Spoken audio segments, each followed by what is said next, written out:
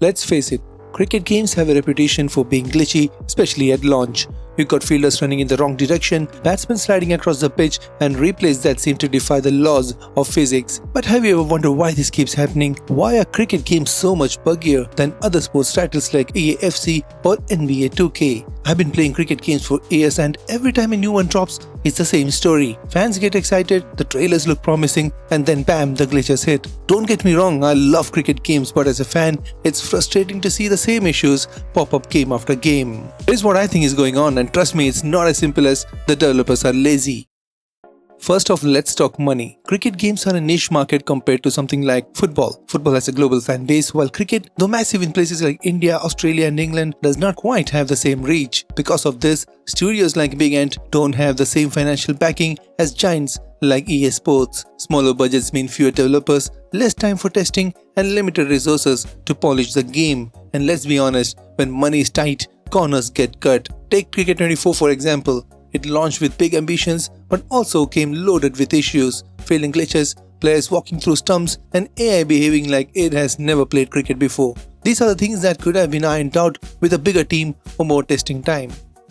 Now let's talk about the sport itself. Cricket is a lot more complicated than other sports when it comes to game mechanics. Think about it, EAFC or previously FIFA is mostly about player movement and ball physics. In cricket, you got pitch conditions, swing, spin, field placements, weather effects, and even how the ball deteriorates over time. That's a ton of variables for developers to deal with, and it increases the chance of something going wrong. For example, getting the physics of a ball spinning off a deteriorating pitch while also making sure the batsman reacts realistically, that's not easy. So when you see weird animations or unrealistic ball behavior, it's often because the game is trying to juggle too many things at once.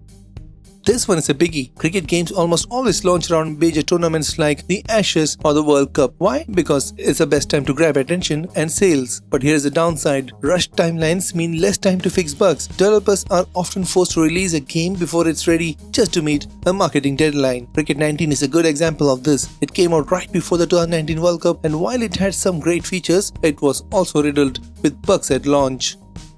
In the cricket gaming world, there is really only one major player, Big Ant Studios. Without strong competition, there is less pressure to release a perfect product. Compare this to football games. EA Sports had FIFA, but they were constantly competing with titles like eFootball, formerly known as Pro Evolution Soccer. That competition forces both developers to up their game. Cricket doesn't have that. Big Ant dominates the space, and while they've done some great work, the lack of competition means they can afford to launch games with a few more rough edges.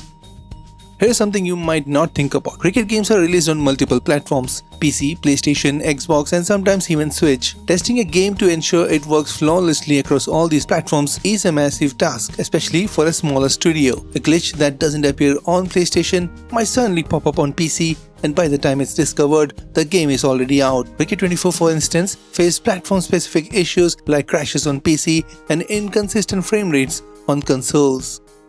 Let's be real, cricket fans are a tough crowd.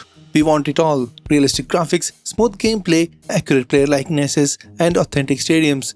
But when a studio has to deliver all that on a tight budget and timeline, something's gotta give. That's not to say we should lower our standards. Developers need to aim high, but as fans, we also need to understand the limitations they're working with. Is there hope for a future? Absolutely. Big Ant Studios and other developers have made significant strides over the years. Patches and updates often fix many of the issues we see at launch, and each new game is a step closer to the cricket gaming experience we all want. But if cricket games are ever going to reach the level of polish we see in EAFC or NBA 2K, the industry needs more competition, bigger budgets, and most importantly, more time for development.